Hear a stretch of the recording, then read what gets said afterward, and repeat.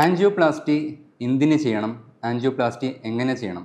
ഈ 2025 പോലും ആൾക്കാർക്ക് പല ഡൗട്ട്സും ഉണ്ട് ഇപ്പോഴത്തെ സമൂഹത്തിൽ. ആൻജിയോപ്ലാസ്റ്റി ചെയ്യുന്നത് ഒന്ന് ഹാർട്ട് അറ്റാക്കിൽ നിന്ന് പേഷ്യൻസിനെ രക്ഷപ്പെടുത്താൻ, രണ്ടാമത്തത് ക്രിട്ടിക്കൽ ബ്ലോക്ക്സ് ഉണ്ടെങ്കിൽ അത് ഹാർട്ട് ഫെയിലിയർ ഉണ്ടാവാണ്ട് നോക്കാനും നെഞ്ചുവേന വരാണ്ട് നോക്കാനും ഇതുപോലത്തെ ക്രിട്ടിക്കൽ ടൈറ്റ് 99% ബ്ലോക്ക് ഉണ്ടെങ്കിൽ അത് തുറക്കാൻ വേണ്ടിയാണ് നമ്മൾ ആൻജിയോപ്ലാസ്റ്റി പ്രൊസീജിയർ ചെയ്യുന്നത്.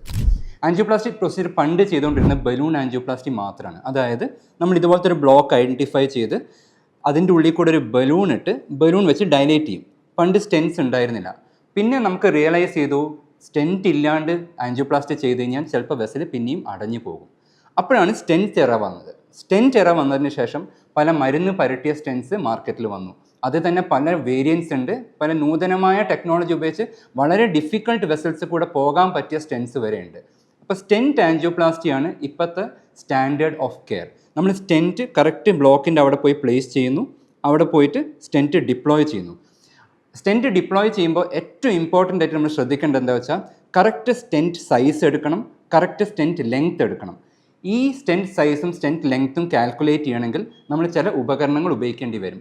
OCT അല്ലെങ്കിൽ ഇൻട്രാവാസ്കുലർ ഇമേജിങ് എന്ന് പറഞ്ഞ സാധനമുണ്ട്.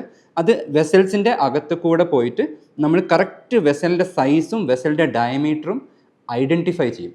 അത് ഐഡൻറ്റിഫൈ ചെയ്ത് നമുക്ക് കറക്റ്റ് സ്റ്റെൻറ്റ് ഏതാ ഉപയോഗിക്കേണ്ടത് നമുക്ക് ക്ലിയർ ആയിട്ട് മനസ്സിലാവും. പെർഫെക്റ്റ് ആയിട്ടുള്ള സ്റ്റെൻറ്റ് പ്ലേസ്മെൻറ്റ് ചെയ്ത് കഴിഞ്ഞാൽ ആൾക്കാർക്ക് പിന്നെയും ബ്ലോക്ക് വരാനുള്ള സാധ്യത അത്രയും കുറവാണ്.